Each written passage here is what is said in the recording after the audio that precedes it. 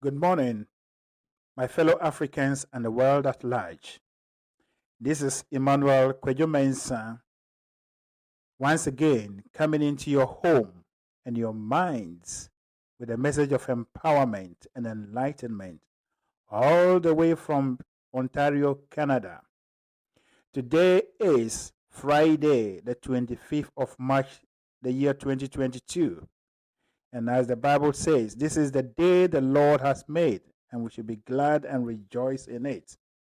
So I take this opportunity to invite the whole world, everyone, anyone listening to me, to join me today to rejoice and to give thanks to God for the blessings and for the gift of life that He has granted unto us.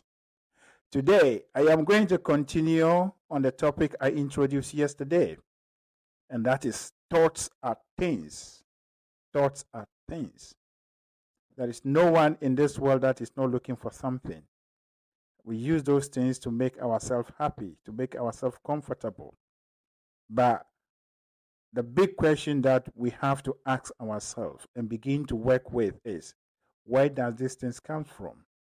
And yesterday, as I explained, there is nothing on this earth that someone has created without a plan behind it. So everything that we see comes from people. It comes from within. And whatever is in other person is in you too, if only you make your mind ready. So today, we are going to continue with this on this topic. Thoughts are the starting point of creation. And as the images and the likeness of God, we are always in the creation mode.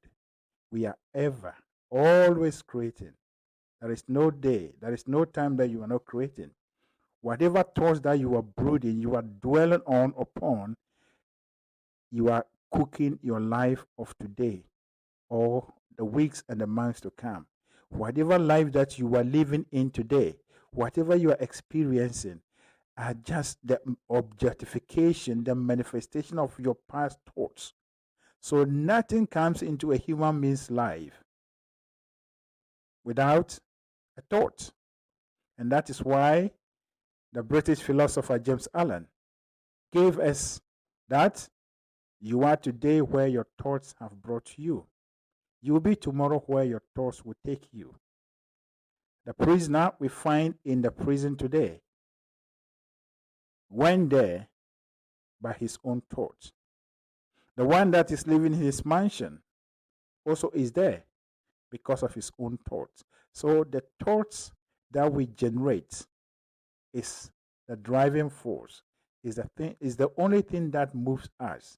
And when we understand our thoughts and how to apply these thoughts, how to be selective, and how to use this good thing that God has given to us to create our lives, we will have our lives in a beautiful and a wonderful way. We will create a life that is more befitting and enjoying than this sour and poor, sad life that we have been creating all these years or centuries. So today, I'm going to use two characters in the Bible to explain and to present my message. Thoughts are things, be it anything that you can think of. So in the Bible, we have a story about two brothers. They were born as twins. And that is the sons of Isaac and Rebekah. The Bible tells us that Jacob and Esau were born as twins to Isaac and Rebekah. And according to the story in the book of Genesis, chapter 25, verse 19 to 34, it's a very interesting story. And I was brought up as in the church. Actually, I became an officer in the church. So the Bible is something that I have read and I know it very well. I still read the Bible. And I still consider myself as someone who believes in the Bible. I believe in the Bible from end to end. But I see the Bible as a metaphysical book than more of a spiritual book that we've used. So, according to the Bible, these two brothers, they grew up, and one day the older brother went out on his errands, and when he returned home, it could be on a hot day. The younger brother was in the kitchen preparing food, and his hunger attracted this food. So he went to the brother. Esau went to the brother Jacob. Said, "Hey, my brother, I'm hungry. So can I have some of your food to quench my hunger?" And the answer from the younger brother was, "I will give you this food on only one condition. And the condition is that you will surrender your birthright. You are the oldest, but today, as soon as I give you this food, you are no more the older brother. I take your birthright." And this is where the thought comes in. Esau, being controlled by his hunger, went straight away and gave a lecture. He gave his brother a lecture. After all, you can take it. What am I going to do with the birthright? After all, I am old. We are growing old. Very soon I will die. And this thing, who cares? But I need to take care of myself so that I can live more. So you can take the birthright. You give me the food. And lo and behold, he handed over his birthright to his younger brother. And by the arrangement, since that day, he became the youngest, or the younger, and the younger became the oldest. And that is the story. So if you look at these two characters, one believes and knows the meaning of intangible things, and one did not. So he only he placed his trust in physical things. And as a matter of fact, hunger, you can actually manage hunger for some time. After all, we do fasting. So Esau could have actually thought a little bit that, no, I was born as the oldest, and never will I surrender my birthright. But unfortunately, he went that way. And that these two characters represent every one of us. We are born equal. All of us are born equal, but we will never be the same because of this scenario that we presented. We are every day confronted by difficulties and challenges. And the definition, the thought we will cast upon our difficulties and challenges will place us in the category of Esau or Jacob. Jacob, as a matter of fact, was not cooking for nothing. He was also hungry too. So he was always solving his problem. He wasn't looking for someone to solve his problem for him. But he got up volitionally and he was preparing his food. It doesn't matter whether Esau wasn't at home. But the fact is that Esau never thought of him making an effort to quench his own anger by his own effort. So he gave up his birthright. And it is the same thing with every one of us. You fall into difficulty, you fall into a challenge. And the first thing you sit down and think of, this thing is too big, I cannot. And then you think that someone is bigger and higher than you. So you get up and call to that person and you ask the person to help you. The person comes in. It is the same mind that you have that the person also has. The same brain, but he uses his mind and his brain to solve the problem. Go deep into himself and connect to his inner powers. Use his powers to solve that problem for you. But as soon as that person helps you or solve that problem for you, it is no more your response. It is no more your solution. It becomes your solution. So you, the one that has been saved, you are more or less the person that has been saved. And if there is any praise, it is the person that has saved you that will be praised. And in that case, you sold your birthright to that person. The only birthright, the divine birthright of every human being on earth here, is the ability to use your mind to liberate yourself. The only birthright, the divine birthright we have, is your ability to use your mind to think, to make choices, and to generate solutions to your problems. The moment you fail to do this, and other people comes in to do that for you, you are Esau who has sold his birthright to his younger brother. And that is the truth. And this truth runs through our lives from individual levels to even the racial level. No one is exempted. However you respond to your difficulties, by the exercising of your divine birth, that is using your mind, no one can think for the other. No one can reason for the other. And in the same way, no one is to solve the other's problem. We can team up to form a team, and that is what we call a mastermind, to solve the problem, but not to surrender the problem to someone and then you fold your hands, you put your hands in between your laps waiting for the person to finish. You are more or less someone who has sold his birthright, and you are Esau in that situation. And so it is with families, communities, nations, and races. People who cannot solve their own problems are selling their birthright, their divine birthright, to others. So we will see where this is the picture, and this is the meaning of the story about Esau and Jacob in this part of the Bible. And now when we go down, 2 chapters down, chapter 27, the same brothers appear there too, with a very interesting and fascinating story there too. According to the Bible, or the book of Genesis chapter 27,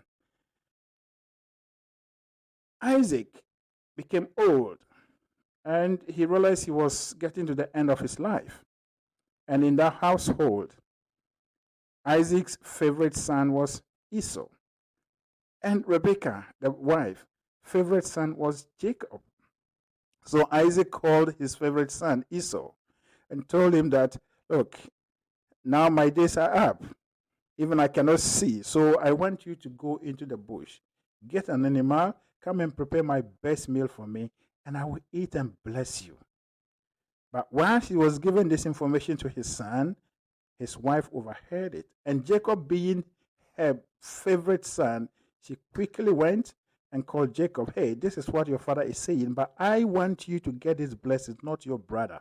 So now, come on, go and get one of the animals there, bring it, and I'll prepare his best food as he likes it, and you will take it to him for him to eat, and he will bless you.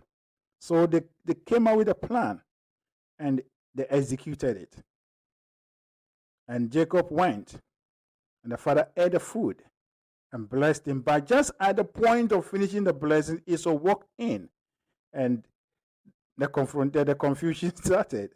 So now, the same brother who bought Esau's birthright has now overtaken him to claim the blessings that were supposed to come to him. And this is the scenario that comes with how we use our mind, how we exercise our divine birthrights. And as I've already said, we are both Esau and Jacob in our life situation. Whatever situation that comes before you, you are either Jacob or Esau, depending on the roots or depending on the thoughts you cast over it. And that is why I am discussing this under the topic, thoughts are things. Everything that you have in your life, and everything that you have in your life are your thoughts, be it tangible or intangible. But the intangible ones are even the most important ones. Look at two people. Food is a physical thing. It serves only your body. But your birthright has something that has to deal with your soul. So Esau only look at the body. People who live and serve their body sells their birthright.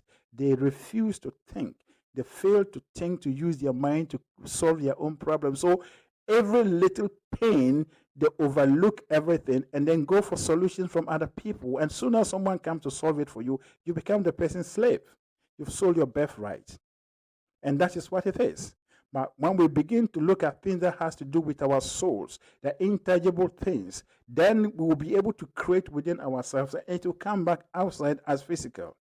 So that is it. So anytime there is a problem or a challenge, and you go to someone to solve for you, you become someone that has been saved but it is the one that has saved you that will become a hero. And this is the arrangement in the universe. So since Esau had already sold his birthright to Jacob, it is a law.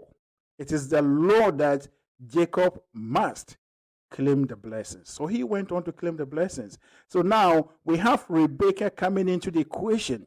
And Rebekah is the truth that we discover whenever we are going through difficulties. So you will see that you'll be working with someone that you have actually had the same life struggling, and then all of a sudden, the person begins to do well. He gets opportunities. Then you begin to think, this person is getting help. This person is using this or that. No. The person might have discovered some principles, some truths, and he's applying them in his life. And since he's within the confines of the law, and he's using his mind, everything has to come to him. And you will continue to toil until you get to the level that he's using his mind. And it is the same thing from our individual level to our societies and communities and to the nations and even our races. Whoever solves their problems becomes the hero. And he is automatically, by law, must be the recipient of any praise, any benefit that comes with it. And so this is how we sell our birthrights. So as Africans, as I've been doing, if you look into this picture and this analysis, you will see that we perfectly fit in the Esau category. The Africans are people who doesn't use their minds to solve their problems. And today, as I'm talking right now, there is a government official from an African country going through flying, crisscrossing the world, seeking foreigners to come and invest in his or her own nation. I mean, asking for help. We cannot do this. We need this. We need that. We need foreign investment. As if we do not have mind to think. And so long as we go about calling people, we are selling our birthright, our divine birthright, the right to think and to liberate yourself. And in that case, we put ourselves in Esau's category. And the truth about it is that we keep on blaming them, we keep on arguing, we keep on asking for changes that will make sure that we will benefit from our resources. Nothing will happen because it is by law. Just as Jacob, after taking his older brother's birthright, became the recipient of the blessings from Isaac, it is the same way that whoever put his foot on the African soil to invest in our resources, put his mind and his technology on our resources, it is by law that they must receive the benefit. So we will only be people who will receive penuries because we have sold our divine rights to them. So this is a matter of truth. And this is a message of empowerment and liberation. We have given our birthright to other people for quite a long time. And this is the time we have to rise up as people with minds and the ability to create our own realities. We are all born equal. And as I said, but we will never be the same. We will only be the same, enjoying the same life. Having the same benefit only when we use our minds at the same level. And so if we want to rise to become as other people, then it is our obligation, it is our responsibility to develop our minds.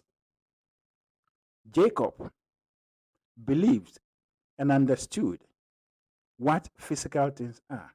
Thoughts are the only property that we have. Thoughts are the only physical things that we have, because it is the thought that becomes the physical ones. It is the thought that is objectified or manifest to become the physical one. And we cannot change the order. If you change the order, it's like swimming against the flow of a stream or a river. You hurt yourself. You end up losing your life, or you break the fact is that you hurt yourself. But as soon as we flow in the direction of the river, the current will take us safely And actually, it will become a sport for us. So this is the time for us to become awakened to the truths that are embedded in the Bible. The Jacob and Esau story, both in chapter 25 and 27 in the book of Genesis, speaks to us directly. Your birthright, the only divine birthright that every human being has got, is the ability to think. You live in your own world, and that world is your mental world. And over there, you are the king, you are the queen, you are the only one that rules there. But so long as soon as you leave your kingship in your mind and seek help from someone, then you have put yourself under that person, and that person has the right to claim everything that belongs to you. Everything that belongs to you in the universe. So this is the time for us to rise up. This is the time for us to become awakened to this universal truth and the universal principles that the human being is brought on earth for a purpose. And the purpose is that we are supposed to use our mind to interact with everything that we have and turn those things into usable goods to make ourselves comfortable, to make our life beautiful, to make our life glorious to the glory of God. But if we are not responding to that, then automatically we have sold our birthright, and people are ready. There are a lot of people who are ready to come and claim our birthright. And so we can look into our lives after we've driven the Europeans away and we claim independence. Now we have the Chinese who have now entrenched their tentacles all over the African continent, and they are taking everything. The Chinese are not cheating us. They are not exploiting us. But it is the operation of a universal law that thought are things. And since we are not making good thoughts, there must be people somewhere to fill in the gap. Our natural resources are always the attracting factor. And when people come and they see how we are using our minds to turn our resources into usable commodities, we can only talk to them in terms of exchanging our produced commodities, but not raw material. But so long as we are giving the raw materials to them to go and process, we are Esau, who is seeking food, only food to quench his hunger. And we see this whenever it is hard, whenever it is difficult, the African leaders rise to all kind of places, IMF, World Bank, and they put the nations in enslavement. The debts are now overswallowing the Africans because we don't know how to use our minds. We are selling our birthright. You will sit down, a human being made in the image and the likeness. You will sit down and go to your fellow human being. They will make laws and entangles you in debts before they give you money. So before you even come home, you are already in debt. Can't you think? Can't you reason and know that this is not the right way to go? And so when the Bible says, my people perish for the lack of knowledge, the Bible is referring to Africans. Our lack of knowledge, our lack of understanding of some of these universal truths, universal principles and laws is hurting us dearly. And if we don't rise up, if we don't become as receptive to this truth, we will continue to create this poor and sour life. And we'll hand it over to our children as we inherited it from our forefathers. And this is the time. This is the moment. This is the period. We are shifting the paradigm. It is no more about resources. It is not about natural resources. The African leader, the African queen, the African king, the African what has to become awakened to the truth that our natural resources are nothing. But our thoughts that we put behind them, that makes the difference. And until we begin to cultivate our thoughts, our minds, put them in a constructive and positive mode to create and to bring good and wonderful things in our lives, we'll continue to be slaves to other people.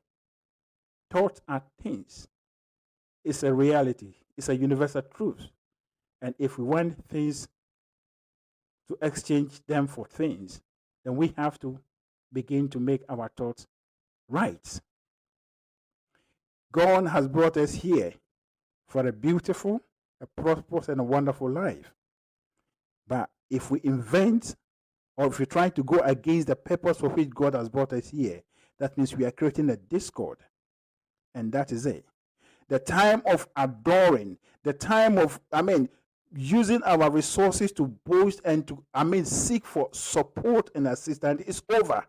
This is the time the African has to train his own self and train his children how to think, how to go within ourselves and connect to our higher self for ideas, for revelations that will take us to a place that we belong. And that is when Africa, we can declare that we have arrived.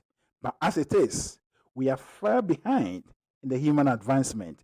And this is the time we have to rise up to clear our minds. All superstitions, all taboos, all outdated traditions, all the things that we've been doing for all these generations that we has not brought any improvement in our lives must go. And we are going to embrace the free and liberated African mind generation, where the child is ready, is able to go to bed and think and adore of his ideas, such that by the time he wakes up tomorrow, the following day, he gets solutions to whatever he wants to create. Where the African child will walk and believe that he has a divine right to use his mind to solve any challenge, any problem of any kind. And that is when we can say, truly, freedom has arrived in Africa. The African has discovered himself. The African giant has been opened into the wild, that he's doing what he knows how to do best. And that is when we can say, and that is when we can declare, freedom at last, freedom at last, freedom at last. Now I bring my message to an end. And as I always do, may the overshadowing presence of God that keeps the stars from falling on us and keeps the planets in their courses without clashing with each other, keep you, lead you, and direct you in all your life as we all forge ahead towards the creation and the realization of the new Africa. Thank you, and God bless you.